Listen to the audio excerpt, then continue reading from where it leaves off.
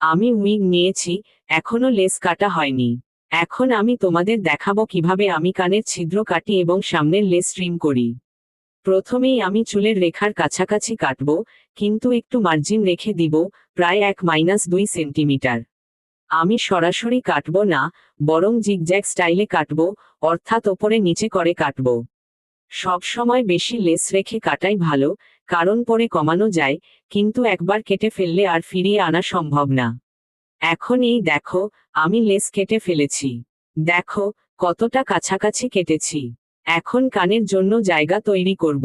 আমি চুল একসাথে ধরে ফেলবো যাতে আমার কানের কিনারা ঠিকমতো দেখতে পারি। দেখো, আমার কান এখানে, আমি মার্ক করে নিলাম। এখন আমি উইগ খুলে নেব।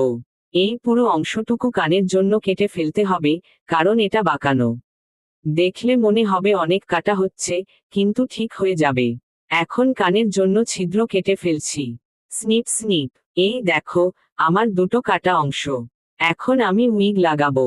দেখো, এটা এখনো আঠা দিয়ে লাগানো হয়নি, তাই একটু ফাঁকা লাগছে। তারপর আমি ক্লাস ঠিক করে নিলাম এবং আমার মেকআপ শেষ করলাম। আর এভাবেই আমি নতুন উইগের লেস কাটলাম এবং কানের ছিদ্র তৈরি করলাম।